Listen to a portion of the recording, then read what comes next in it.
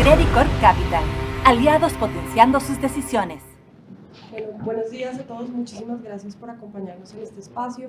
La idea es que este sea como un conversatorio en donde vayamos con los diferentes tipos de activos y podamos entender qué es lo que está sucediendo en el mercado actualmente, dónde vemos las oportunidades, dónde creemos que podemos agregar valor desde Credit Corp Capital, sobre todo con nuestros aliados más importantes, siendo Terrano uno de ellos, donde nosotros pues tenemos dos inversiones grandes. Para que todos sepan, Inmoval, que es el fondo de Credit Corp Capital, tiene el 35% de Conecta, que es un centro empresarial de oficinas y retail en la 26, muy cerca del aeropuerto El Dorado, y tenemos también el 35% de Solfunsa, que es un parque industrial logístico, específicamente hacia logístico, donde estamos en 35%, 100% arrendado, una de las mejores ubicaciones logísticas que hay en todo Colombia. Entonces, Alfredo, mil gracias por acompañarnos y por aceptar la invitación. Gracias, Adriana. Buenos días a todos.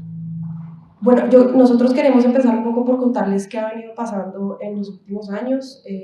Claramente hemos tenido unos choques sumamente grandes, específicamente en el mercado inmobiliario, que empezaron desde la pandemia en el 2020, pero es importante como recordar, irnos un poquito más atrás, Alfredo, y tal vez empezar a hablar de oficinas en Colombia, porque el choque en las oficinas en Colombia específicamente, no en el resto del mundo, pero en Colombia específicamente, viene desde el 2016.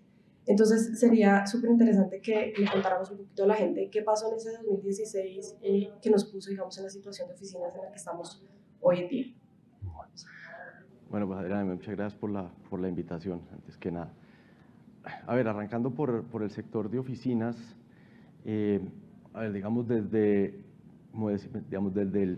tal vez desde el año 2012, 2013, nos encontrábamos en un mercado de oficinas donde prácticamente había muy poco inventario, digamos, de A+ de oficinas, una vacancia mínima, y efectivamente del 2015, 2014 hubo una oleada, digamos, de construcción masiva de oficinas, ya con una tendencia muy marcada a que los edificios de oficinas pues, se fueron adquiridos por jugadores institucionales, y efectivamente tuvimos un escenario de sobreoferta muy marcado en ese periodo, sobreoferta que de alguna manera se comenzó ya a moderar de manera importante hacia el 2019. Entonces, de hecho la pandemia golpea el mercado nuestro. El mercado nuestro es un mercado donde entre Bogotá y Medellín está un poco más del 80% del mercado de oficinas, y ya le siguen, digamos, Barranquilla, Cali, Bucaramanga, pero digamos que esos son los dos mercados referentes. Entonces hubo claramente una sobreoferta que afortunadamente cuando llega la pandemia ya se había, digamos, moderado de una manera importante. Entonces, pues digamos que es un poco distinto a lo que uno escucha en otros mercados donde había vacancias del 20% o más del 20%. Digamos, afortunadamente el mercado colombiano lo toma en un momento en donde ya se ha moderado digamos, ya se había bajado de manera importante la vacancia, digamos que vacancias del orden del 10%, que son razonables, y sobre todo un tema bien importante, se moderó de manera significativa la construcción de nuevo inventario. O sea, actualmente en Bogotá, si hay 3 edificios de oficina en construcción, no hay más. Sí, de acuerdo. Eso es súper importante porque eso cambia un poco la dinámica, y cuando la gente lee solamente informes de qué está pasando con las oficinas en el mundo y cómo la gente nunca más va a volver a la oficina, tienden a pensar que lo mismo pasa en todos los mercados. Y Bogotá, específicamente Colombia, es un poco diferente en ese sentido. Yo creo que ese choque temprano que tuvimos nosotros y que hacia el 2016 ya se empezaban a vislumbrar, digamos, nubes en el mercado de oficinas, en donde de pronto íbamos a tener demasiada oferta, y empiezan los constructores de manera racional a decir, oiga, de pronto este lote que tengo tal vez no lo debería desarrollar en oficina porque de pronto no voy a conseguir quien me lo compre o no voy a poder estabilizarlo. El negocio en ese momento era, quiero construir, voy a tener un contrato de arrendamiento a largo plazo, viene un institucional, lo compra con un cap rate súper bajo, y yo salgo, digamos, del negocio. Lo que empiezan a ver es que eso de pronto tal vez no se va a dar, de pronto no voy a conseguir el contrato de arriendo a largo plazo, tal vez voy a tener un problema de llenar ese espacio, esa vacancia, y le quitan, digamos, se ponen el freno a la construcción, cambian algunos de sus proyectos a hacer otro tipo de activo o simplemente lo abandonan del todo. Entonces, eso nos prepara un poquito para que cuando llega este choque gigantesco de la pandemia, no nos encontráramos en esa situación de sobreoferta que la gente, digamos, ve en todas partes del mundo. Nosotros fuimos socios de Terrarum 2 meses antes de la pandemia, entonces vivimos juntos el mejor momento para descubrir si este matrimonio tenía sentido. Muy buenos socios. Muy buenos socios, porque realmente estuvimos en un mercado bastante complicado, en un momento difícil, pero lo que vimos, sobre todo en el mercado de oficinas, es que el choque no se dio durante la pandemia, o sí se dio, pero digamos de manera temporal, con algunos ajustes, y quería que habláramos un poquito de eso y le contáramos a la gente por qué después de la pandemia es que hemos empezado a ver cómo ya cuál va a ser la estabilización de este mercado, hacia dónde va a ir el mercado de oficinas en el futuro, algo que tal vez era más difícil de entender durante la pandemia. Perfecto. Sí, entonces digamos, la pandemia, aquí hago pues una aclaración importante, la pandemia a nosotros nos coge en un momento en donde pues había contratos de arrendamiento vigentes, que así, digamos, el tráfico, la asistencia física a las oficinas pues fuera mínima por obvias razones por lo que pasó en la pandemia. De hecho, nosotros de todas maneras tuvimos clientes en Conecta que nunca dejaron de operar por su naturaleza, como por ejemplo el Centro Global de Servicios de Scotiabank, por ejemplo, fue uno de esos clientes que mantuvo, digamos, una ocupación importante, y también algunos clientes como Teleperformance. Claramente no a los niveles que normalmente operan. Pero digamos ¿qué es lo que hemos visto?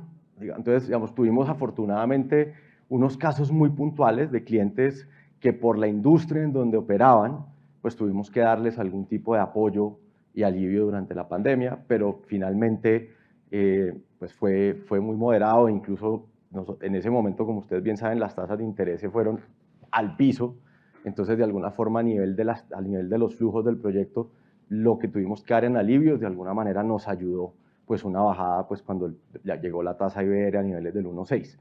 ¿Qué es lo que hemos visto post pandemia? Y es que se ha recuperado de manera muy importante el tráfico de las oficinas. Nosotros hoy en día tenemos cerca de 13.000 personas diarias trabajando en Conecta.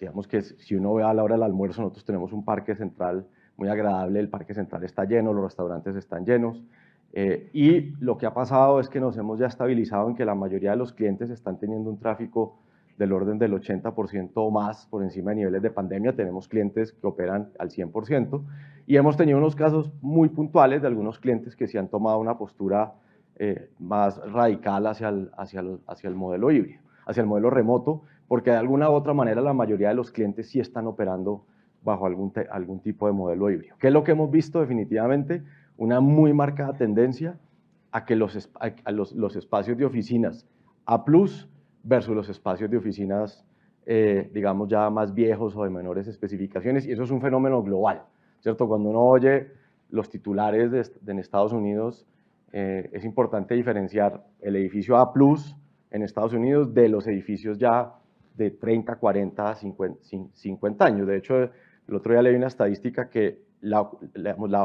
absorción en espacios, si bien es cierto de pronto la absorción neta ha sido negativa, la absorción en espacios nuevos o edificios del 2015 para acá ha sido positiva, y se han desocupado más edificios viejos. Temas como, por ejemplo, eran relevantes, pero se han vuelto mucho más relevantes, son todos los temas de ESG, todos los temas de sostenibilidad, obviamente de edificios que sean ambientalmente amigables. Eso ha tomado una relevancia fundamental. El tema de bienestar, digamos, de los empleados ha tomado una mayor preponderancia. Los espacios, si bien es cierto, hay compañías que de pronto dicen, oiga, necesito menos puestos de trabajo porque pues tengo un modelo híbrido, por el otro lado está abriendo más espacios de colaboración, más espacios de amenities. Entonces sí ha habido, digamos, esa tendencia. Entonces yo creo que el mercado colombiano, y hago incluso un comentario, nosotros tendemos a recibir muchas noticias del mercado americano donde efectivamente hay ciudades con vacancias como San Francisco del 28%, y hay ejemplos dramáticos. Realmente el mercado en Europa, el mercado en Asia y el mercado en las principales ciudades de Latinoamérica hemos vuelto a unos niveles de presencialidad importantes. Entonces, pues Digamos, nosotros lo estamos viviendo en Conecta y en otro par de proyectos de oficinas que tenemos, y pues eso, digamos, es como lo que nosotros pues hemos visto. En el caso de los fondos inmobiliarios, yo le he dado la vuelta a muchos inversionistas que han, por cuenta de la valoración a precios de mercado, han desistido de tener una buena inversión como puede ser un fondo inmobiliario como es el caso de Inmoval o todos los que están en el mercado. Entonces, esas decisiones de inversión, ese proceso de toma de decisiones es de lo que se tratan los servicios de Outsource CIO y son servicios que pueden venir todos en uno. Se puede delegar todo el proceso de inversión o fracciones del proceso de inversión, la selección de los administradores, la reconciliación del portafolio, el cálculo de las métricas de desempeño. Hay muchas cosas que internamente se dificultan y naturalmente nosotros, nuestras geografías pues son países donde la acumulación de riqueza viene a una velocidad distinta que el mercado desarrollado y no hemos podido desarrollar en nuestros propios patrimonios equipos tan robustos como sí lo pueden tener en otras geografías y es lo que hace relevante poder contar. Entonces, y ya para terminar, acá solamente está un listado de todas esas cosas que ofrece un servicio de tercerización de inversiones o de Outsource CIO, que tiene que ver con algo que suena tan simple, pero que es lo más importante y relevante, que es definir la política de inversión y la asignación estratégica del portafolio, estructurar el portafolio y hacer la asignación táctica. Además de las múltiples cosas que están pasando, como es incorporar todos los principios de inversión responsable, que es un tema capital para todos los inversionistas en este momento. Todo el tema de los programas de inversión en alternativos, la selección de administradores. Entonces, el servicio de Outsource CIO es una manera de tercerizar la totalidad de un proceso de inversión o de encontrar fracciones donde yo de verdad no tengo las capacidades, donde necesito ayuda y donde voy a encontrar pues una mano que me sirve para poder tomar buenas decisiones de inversión y lo más importante, poder mantener el compromiso de un programa de inversión a largo plazo. Yo ahí me detengo, Gino, y no sé si fui claro con la presentación. Sí, a ver, yo rescato unos cuantos puntos, ¿no? Lo primero, un entorno muy complejo y muy cambiante, muchas cosas sucediendo a la vez, ¿no? Trato de pensar rápidamente en los últimos años y es un poco, a ver, había que identificar una tendencia de tecnología post-pandemia, ¿no? Si no, el mercado te dejaba atrás. Hubo una tendencia también, bueno, estamos viendo una tendencia muy fuerte en tasas, lo que implica un rebalanceo de los portafolios. La gestión de monedas se vuelve muy relevante. El poder incorporar otras clases de activos como alternativos, y no es solo empezar a invertir, sino ir seleccionando e ir construyendo ese proceso, ese portafolio, es un proceso a lo largo del tiempo, ¿no? Entonces, todo eso son necesidades muy relevantes para el proceso de inversiones y que muchas veces se hace necesario tomar de terceros que ya hayan pasado por esas etapas y que tengan el expertise para hacerlo, ¿no? Yo creo que ahí lo clave es poder llegar a construir un proceso robusto y consistente de inversiones, ¿no? Porque pensando en dos extremos, tal vez si uno tiene de repente un proceso demasiado estructural, ok, monta un portafolio y espera a lo largo del tiempo, hay demasiadas oportunidades que se pueden presentar y que uno deja de lado, o tendencias que se dan y si uno no es lo suficientemente activo, no sabe cómo capitalizarlas, ¿no? Mientras que de repente yendo al otro extremo, y tú mencionabas algo al inicio, ¿no? Si uno viera el precio de su vivienda todos los días en el diario, estarías pues de repente con una voluntad de querer comprar y vender todos los días, mareado un poco por la cantidad de noticias y de información que recibimos diariamente, ¿no? Entonces, acá la clave es cómo encontrar ese proceso balanceado y cómo ir construyéndolo a lo largo del tiempo, ¿no? De hecho, una analogía, y voy a pasar ahorita una pregunta para Cristian, pero una analogía que a mí siempre me llama la atención y me parece muy interesante es, yendo de repente al campo de literario y la Odisea, hay un episodio donde, bueno, hay un momento, perdón, donde Ulises, para evitar el canto de las sirenas, o mejor dicho, para no ser mareado por el canto de las sirenas, lo que hace es a todos sus hombres les pone cera en los oídos y él no se pone, pero se amarra a un mástil para no sobrereaccionar al canto y terminar aventándose al agua, ¿no? Es de alguna manera tratar de incorporar esos contrapesos y balances en nuestro proceso de inversión para que ese canto, que puede ser la información que recibimos diariamente, que creo yo que es una sobredosis de información, no nos lleve a tomar decisiones extremas de compra y venta en el muy corto plazo, ¿no? Sino estar amarrados, ¿cómo? A través de un proceso, como digo, que sea robusto y consistente, que tenga herramientas estadísticas, que tenga procesos bien definidos y que tenga pues thresholds, por decirlo de alguna manera, que determinen cuándo es una oportunidad o cuándo es oportuno, mejor dicho, comprar o vender, ¿no? Así que, gracias, muy interesante todo lo que nos has comentado, Arnoldo. Y pasando a Cristian, aprovechando que tenemos aquí toda la experiencia que tiene Wellington, quería preguntarte, ¿quiénes vienen tercerizando este servicio y por qué lo hacen, ¿no? ¿Qué tipo de tendencias, comportamientos están viendo ustedes ya a escala global? Claro, muchas gracias por la pregunta, Gino y Arnoldo. Muy buen trabajo describiendo las dinámicas que estamos viendo en los mercados. Creo que para dar un poco de sabor, en realidad, es ese tema de capacidades, ese tema de expandir el staff, de gente que necesita un poco más de capacidad, familiarizarse con los temas de inversión, ahora que estamos en un ambiente donde sí, se necesita oportunidades más grandes, un set de oportunidad más vasto. Si vemos los últimos 20, 30 años, lo que ha sido suficiente para nosotros tal vez ha sido portafolios multi-asset en donde invertimos en equities, renta fija, y eso nos ha dado suficiente rendimiento, suficiente riesgo. Pero viendo a futuro, sí pensamos que necesitamos algo un poco más completo. Y yo sé, viste también en la presentación que acabamos de ver esas slides de Arnoldo, había esa tendencia en fundaciones, en esos endowments, en adoptar más alternativas. Y eso es algo que pasa principalmente porque hay más opciones, pero también porque, como comentaste, Gino, estos modelos sistemáticos, cuantitativos que hemos usado por años para informar cómo construir portafolios están cambiando. Simplemente en el año pasado, si hubieses solo usado las correlaciones entre renta fija y equities para construir un portafolio, no te hubiese rendido de la misma forma que hubiese sido en el pasado. Entonces sí, creo que el apetito viene bastante de quienes buscan entrar en este espacio y acceder a un set de oportunidades más grandes. Y eso es algo en lo que uno CIO tiene mucha experiencia. Para dar ejemplos específicos de qué tipos de entidades vemos bastantes familias de alto net worth, vemos bastantes fundaciones, non-profits, vemos corporaciones con exceso de capital que buscan generar un poco más de rendimiento en exceso de sus operaciones diarias. Y vemos gente que busca a alguien que actúe con responsabilidad fiduciaria, que al final un OCIO es algo que te puede dar, alguien que va a actuar en interés del cliente.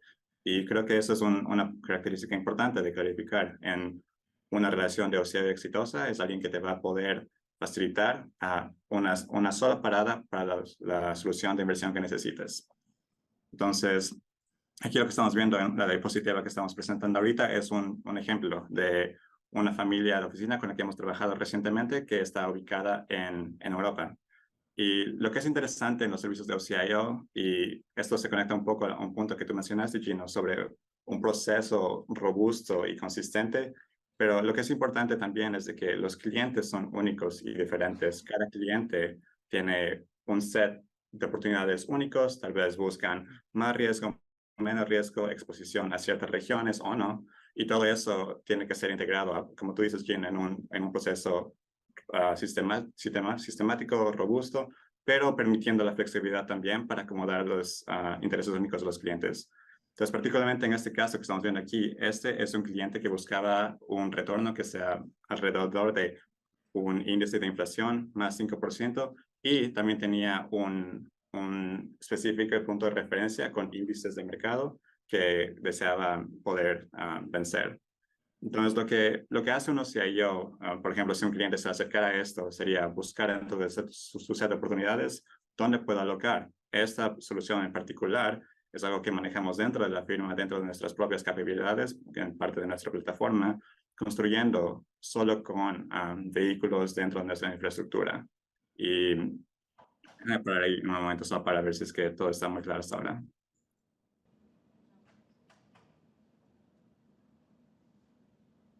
Okay. Entonces, yendo un poco más profundizando en los diferentes casos, acabamos de pasar, si puedo regresar tal vez a la diapositiva anterior, la página 8. Como implementamos aquí, igual, es una consecuencia del apetito del cliente. Aquí tenemos una alocación dedicada a equities y aquí sí, lo que buscamos es optimizar y reconciliar lo que busca el cliente con lo que podemos construir y lo que está disponible en el mercado en tipos de activos. Este cliente en particular quería una exposición global, quería una alocación dedicada a mercados emergentes y quería tener algo de protección contra inflación.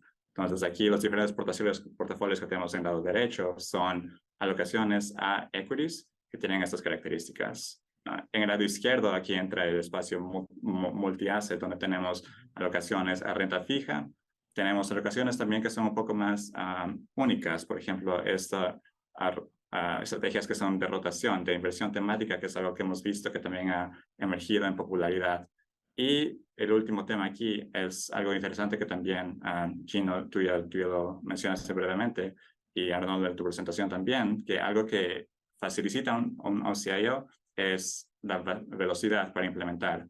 Y cuando tú tienes a alguien que está manejando un portafolio completo, cuando ellos tienen discreción completa y pueden ver las diferentes partes del portafolio, cómo se comportan, tienes la posibilidad de que ellos puedan tomar decisiones informadas de cómo mover tu portafolio tácticamente.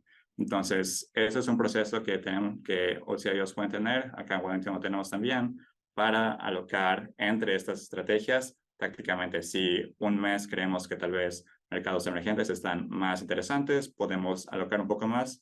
Todo esto facilitado porque tenemos la visibilidad dentro de la solución completa. Entonces, para volver a ser completo, aquí el universo de clientes, de prospectos interesados en OCIO es vasto. Y a ver, lo que queríamos nosotros acá era darles o poner sobre la mesa cómo estamos viendo la región y qué oportunidades genera ese view tanto en el mundo de la renta fija como la renta variable.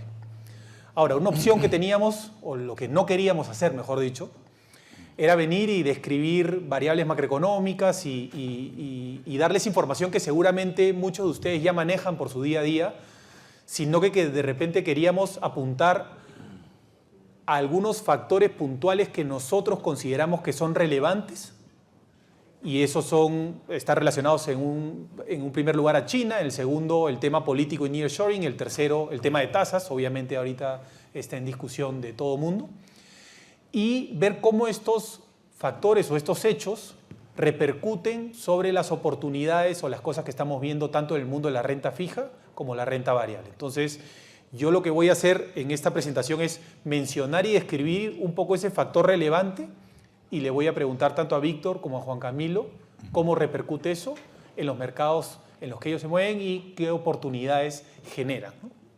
Entonces, vamos al primer factor. Me avisan, por favor. Ah, ya, perfecto. Con eso creo que por lo menos no se ve tan bien de repente la parte de arriba, pero yo la puedo comentar. Lo primero es, a ver, venir y decir acá que la economía china se ha desacelerado, creo que es información que todos sabemos y no les dice nada nuevo. De hecho, todos pueden leer un poco la data económica, cómo ha venido en los últimos años, lo que sucede en el mercado inmobiliario, ¿no? Entonces, lo que queremos acá es entender, ok, ¿esto cómo puede afectar a la región? Si pensamos cómo era la relación de repente a inicio del milenio, uno decía, ok, desaceleración de China, por ende, desaceleración o impacto negativo en Latinoamérica. Porque había una relación bastante lineal, digamos, porque China demandaba commodities, Latinoamérica los producía y era una relación bien plana y simple.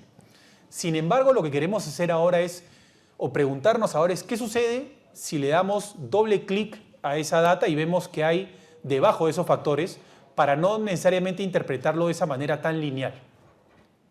Entonces, lo primero que quería enseñarles es, vemos acá este cuadro, ¿no? Un poco qué importa China de Latinoamérica y vemos una participación importante entre cobre, petróleo, soya, acá no se llega a leer bien, pero es mineral de hierro y otros, ¿ya? ¿Y qué está detrás de eso? Porque claro, si fuera tan lineal la relación y no hubieran otros factores detrás, uno esperaría que ante la desaceleración de crecimiento chino, todo esto se vea afectado. Y no es necesariamente el caso, ¿no? Lo que estamos viendo hacia la izquierda es volúmenes de importaciones de China de cobre, de mineral de hierro y de soya. Entonces lo que vemos es cierta estabilidad, en algunos casos incluso un comportamiento ligero positivo. Estos son volúmenes, ojo, no está incorporando el efecto precio, ¿no? Pero hay algunos factores detrás más estructurales o relevantes que cambian un poco la figura, ¿no? O sea, por ejemplo, y por ende digo que es muy importante el mix de lo que China importa de la región, ¿no? Entonces, por ejemplo, en lo relacionado a petróleo, ya sabemos pues que con la eliminación de esta política de cero COVID se ha ido relajando un poco todo tipo de restricciones en China, y lo que se está tratando de hacer ahora es fomentar el turismo tanto interno como del exterior. Y eso es un driver que se suma, bueno, obviamente en tema de petróleo, sobre todo en las últimas semanas hemos visto un incremento muy relevante de precio, pero más allá de ese factor y aislándolo un poco, eso sí puede verse como un driver que le da soporte a esa demanda de petróleo por parte de China, si es que quieren que haya toda esta reactivación del turismo, ¿no? Que obviamente le da un impulso al transporte. Segundo, hay un proceso de transición energética, ¿no? Siendo China el primer productor de vehículos eléctricos a nivel mundial, y eso demanda una cantidad muy relevante de cobre, eso lo vamos a ver más adelante, ¿no? Y además, si bien no esperamos pues una medida muy agresiva, expansiva como las que se daban en el pasado, que era ante la desaceleración hay un objetivo de crecimiento, voy a aplicar políticas, ¿no?, expansivas para alcanzar ese crecimiento, y una que es, digamos, fácil de implementar es reactivar a través del sector inmobiliario. Ya no esperamos eso, porque están siendo bien explícitos que hay una preocupación en que no haya demasiado desbalance en ese mercado. Sin embargo, sobre todo en las últimas semanas o meses, estamos viendo en el margen medidas que le dan cierto impulso a este sector, ¿no? Y eso obviamente repercute sobre la demanda de mineral de hierro que puede venir de parte de China. Y un tercer tema que es bastante relevante es la demanda por productos agrícolas, ¿no? Siendo la soya un elemento clave dentro de todo esto. Y claro, hemos visto pues una serie de noticias donde se dice, oye, China quisiera de repente desarrollar alternativas a la soya o cultivar o incrementar sus propias... Pero eso, digamos, no es algo que se pueda materializar en el corto plazo. Entonces lo que seguimos viendo es un volumen de demanda relativamente estable o creciente a lo largo del tiempo. Entonces vemos ahí una serie de factores que si solo uno se fijara en el número a nivel macro, ¿no?, de crecimiento, de exportaciones, no desmenuza estas complejidades y por ende se pierde parte de la foto, y esa foto tiene un impacto relevante en el comportamiento de los mercados, como lo vamos a ver más adelante. Sumado a eso, y eso ya lo quiero comentar de manera más breve, es que estamos viendo una transición energética que favorece o da un elemento adicional de soporte a una serie de commodities que exporta y produce la región. Entonces, vemos, por ejemplo, el rol que juega Latinoamérica en lo que es la producción mundial de cobre y litio, ¿no? Y viendo el gráfico de la izquierda, ahí lo que estamos tratando de detallar es un poco la demanda para la construcción, de vehículos eléctricos versus vehículos tradicionales.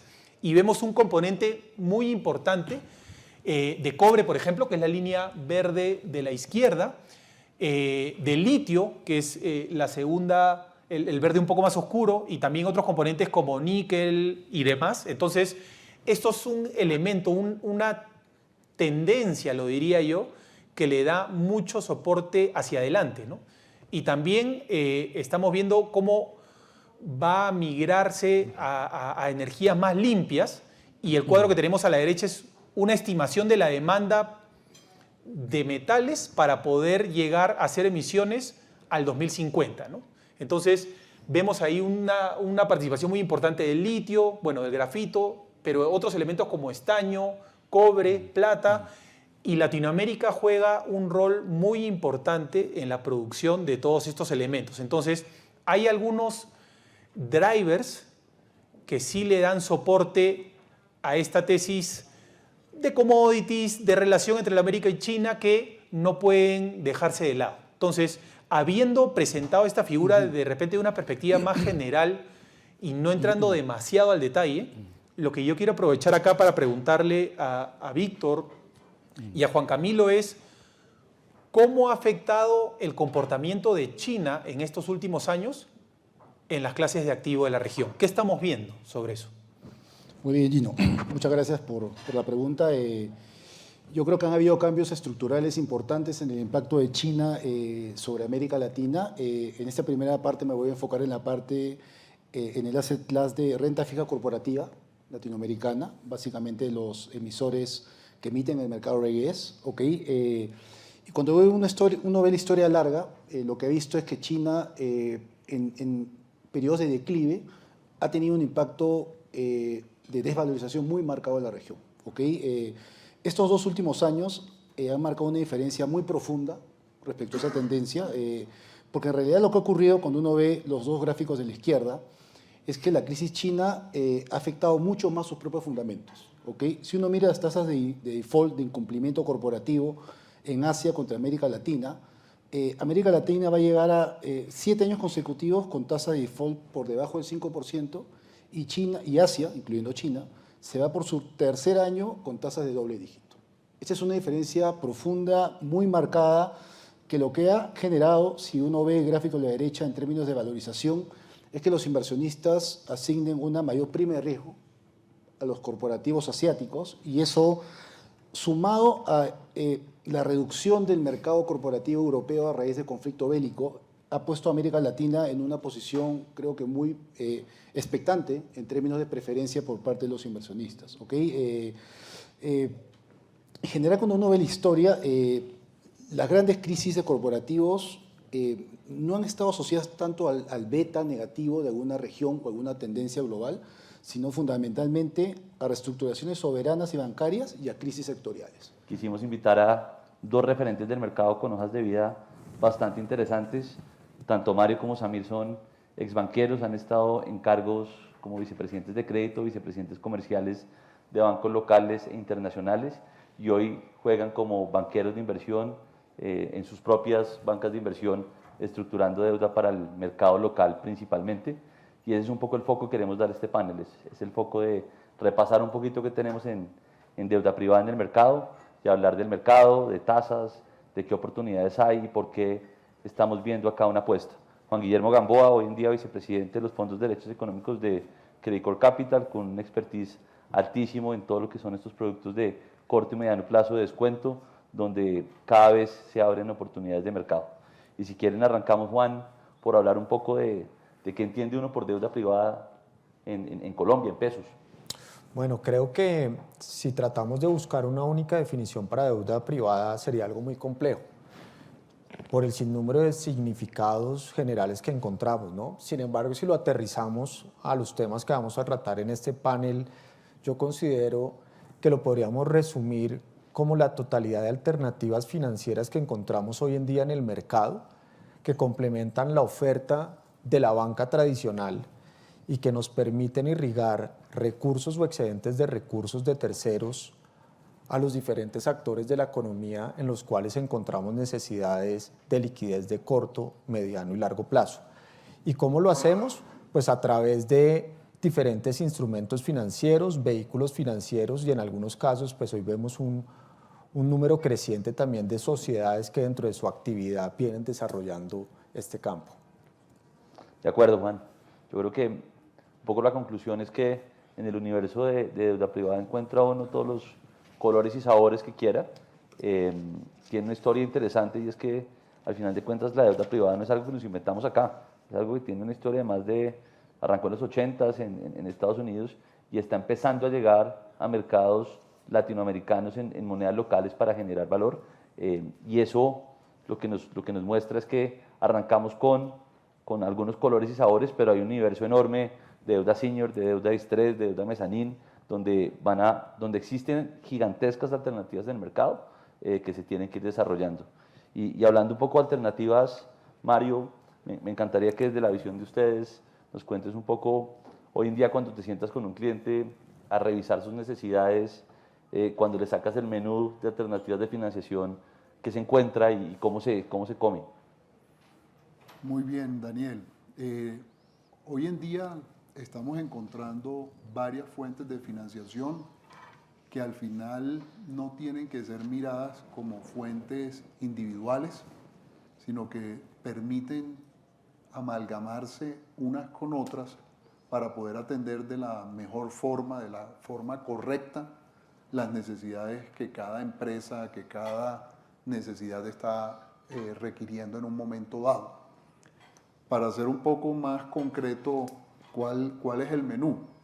El menú vamos a plantearlo en el menú básico, porque cada una de estas opciones tiene posibilidades de seguirse expandiendo y de tener otras opciones puntualmente.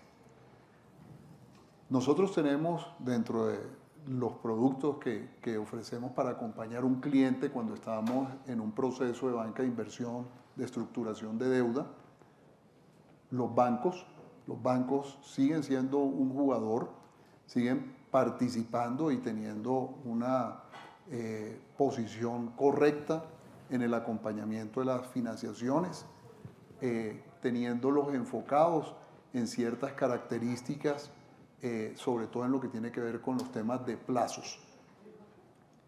En segunda instancia, y dependiendo pues esos requerimientos, estamos entrando a participar muy fuertemente con lo que son los fondos de capital privado, que es lo que estamos hablando y que Juan Guillermo nos definía ahora como la famosa deuda privada. Esos fondos de capital privado no los estamos descubriendo como lo decías, son unas opciones válidas que tienen un tiempo importante en el mercado. Cuando nosotros miramos hoy en día cómo está el portafolio de financiación en un país como Estados Unidos, nos encontramos que la deuda que está colocando hoy los fondos privados está en un rango muy parecido al valor de la deuda que están colocando las entidades financieras tradicionales. Entonces ya esto es un camino recorrido de tiempo atrás que se ha venido consolidando.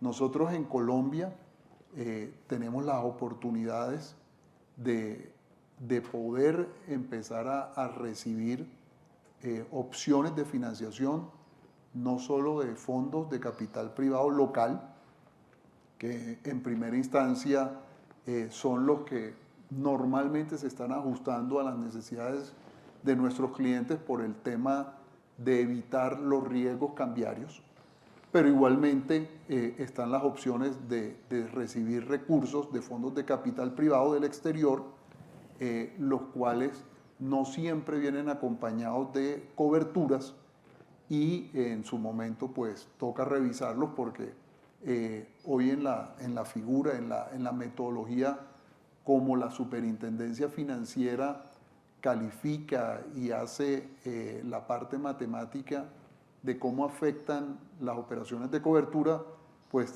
terminan siendo muchas veces una doble consecución de aprobaciones, una por el lado del fondo, si es extranjero que nos estaría financiando en dólares, y otra por una banca, ya sea local o internacional, para hacer la cobertura.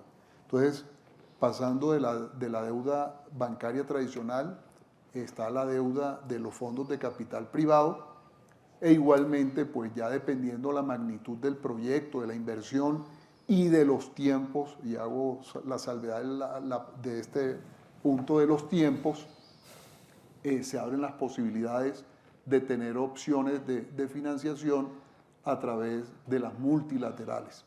Esa es otra opción que es válida en el mercado, que hay varias opciones en ese segmento, pero sí claramente tiene que ser proyectos de gran envergadura y que la disponibilidad de tiempo sea la adecuada para llegar a un feliz término.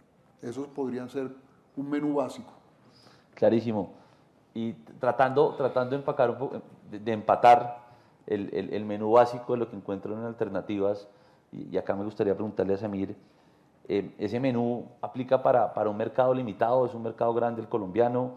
Cuando revisa uno datos de la Super y Banco de la República, el mercado del colombiano puede estar en deuda financiera costando aproximadamente 540 billones de pesos, donde un poco más de la mitad puede ser consumo y el resto comercial. ¿Cómo ve ese mercado? ¿Hay espacio para estos nuevos jugadores? Gracias, Daniel. Sí, pues o sea, mercado hay, como vos bien lo decías, porque si bien la banca local pues es muy agresiva, pero hay veces la agresividad de ellos se va bajando dependiendo a los análisis de riesgo y de pronto cierran la sombrilla cuando la tienen que tener abierta. Oportunidades hay bastantes. y bastantes, y más ustedes, y más los fondos de capital privado, de deuda, que cuando entran a mirar las empresas, entran a profundidad a estudiarlas por los análisis que ustedes hacen. Entonces eso es muy, muy importante y sí hay unas oportunidades grandes.